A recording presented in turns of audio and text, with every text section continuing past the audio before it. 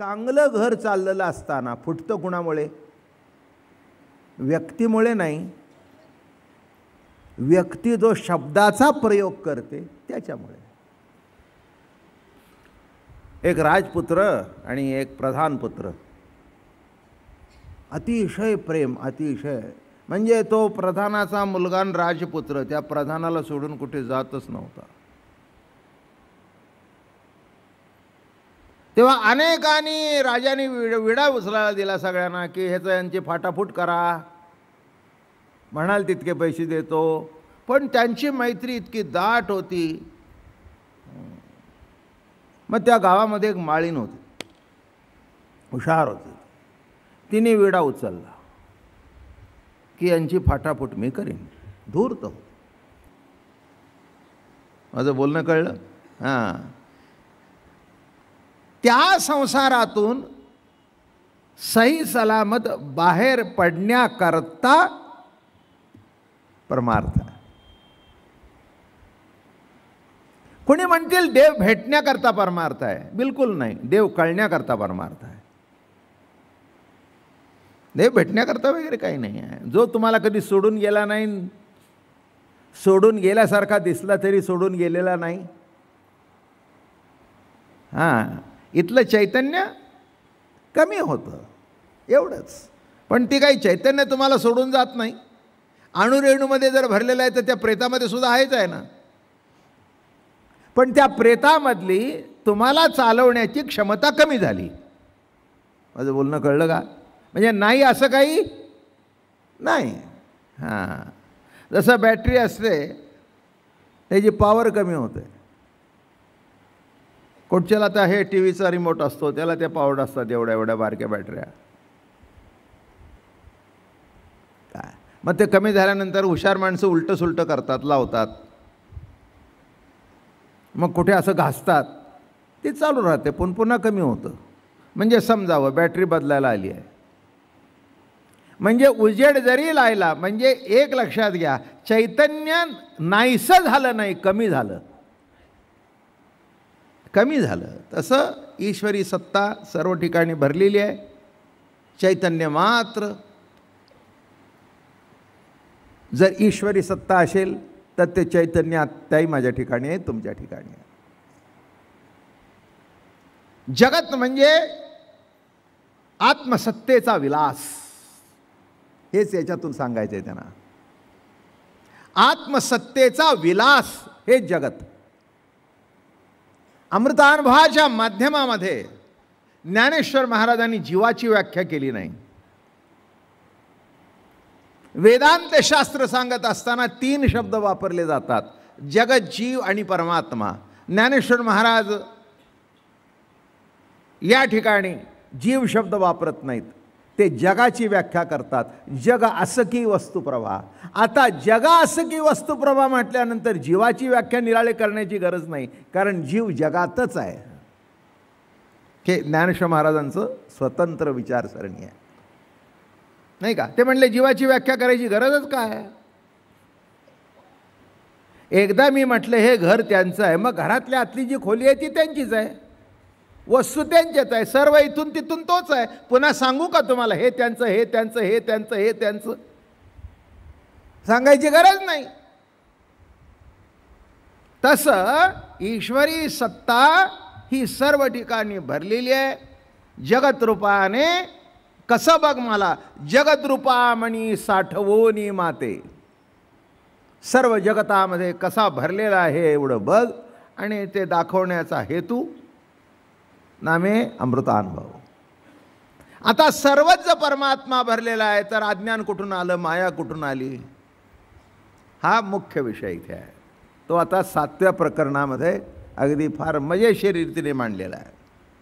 आनंदसुद्धा, सुखसुद्धा, सात्विक सुख आहे, राजस सुख आहे आणि तामस सुख आहे. संपत्तीसुद्धा 2 प्रकारच्या आहेत. एक दैवी संपत्ती आहे आणि एक आसुरी संपत्ती आहे. दैवी संपत्ती केव्हाही सुख देते आणि आसुरी संपत्ती केव्हाही दुःख देते. तो रावण असला तरी,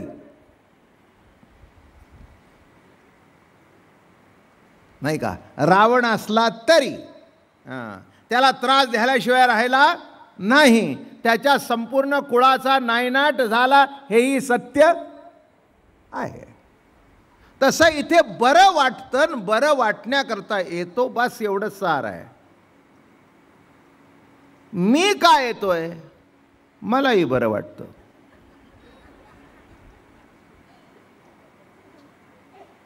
हे बघा, तुम्ही कुटुंबातले आहात, मी कुटुंबातला आहे. बाईला स्वयंपाक करून माणसांना वाढण्यात बरं वाटतं आणि जेवणाला जेवण्यात बरं वाटतं. कळलं का? तशी ही एक स्वयंपाकीन बाई तुमच्या समोर आहे.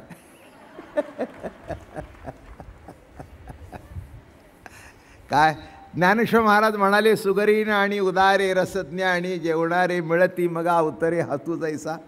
हां, तसं मला निरनिराळा दृष्टिकोन टापटून त्याच्यामध्ये चटणी, कोशिंबीर, जरा मिरची, मसाला, फोडणी, काय ही अशी दिली म्हणजे जसं तुम्हाला बरं वाटतं. मग म्हणता वा काय आमटीचा पुरसा आहे, काय दृष्टांत आहे, काय एवढंच माझं काम आहे. पण या सर्वाचं सार एकच आहे की बरं वाटणं.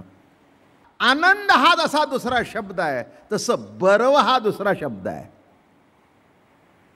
परमात्म्याची अवस्था कशी आहे? बरवा हो हरी बरवा हो, गोविंद गोपाळ गुण गरवा हो, सावळा हो हरी सावळा हो, राम बरवा कृष्ण बरवा तो हा विठ्ठल बरवा.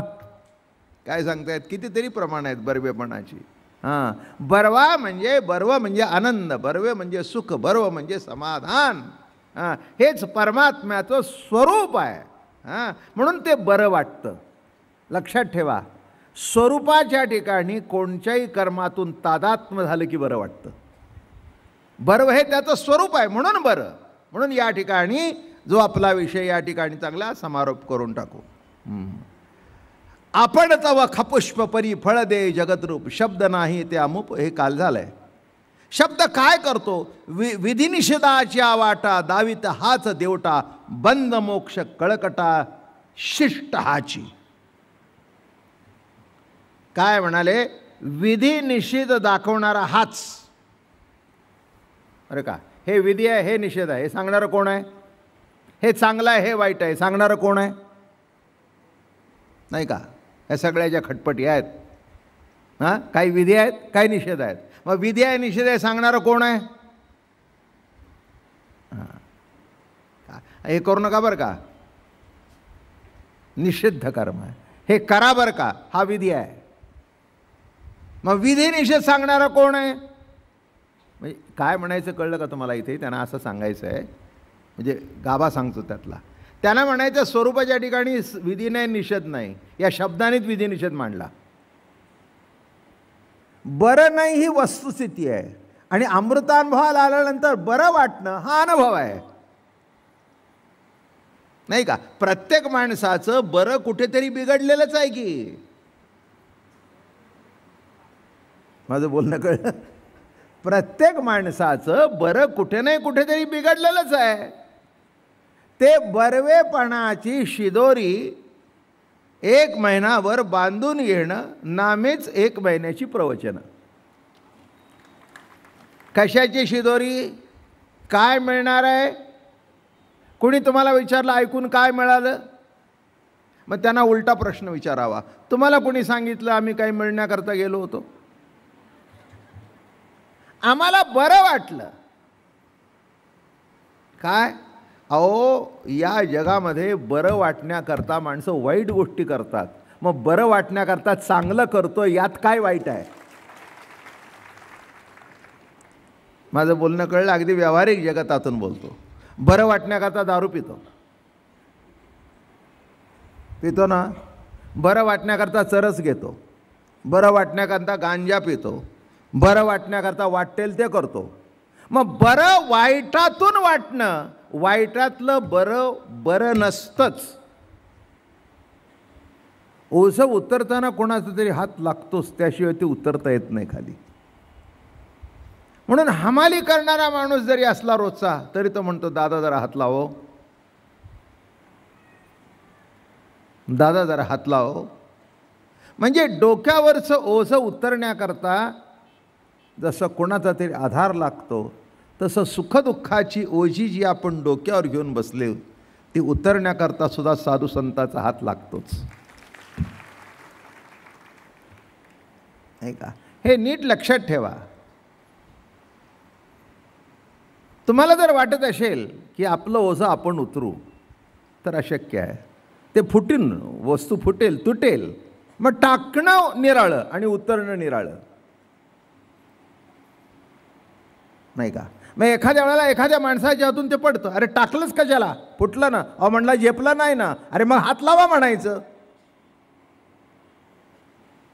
तसं ओझं उतरत असताना कोणाचा तरी आधार लागतो. तसं जीवनामध्ये सुखदुःखाची ओझी तुमच्या डोक्यावर आहेतच, माझ्या सकट. असं समजण्याची गरज नाही की बाबा महाराज प्रवचन करतात, आज त्यांच्या मागे 150 वर्षाची परंपरा आहे, बरं का. लहानपणापासून बाबा महाराज याच्यातच आहेत, हे सत्य आहे.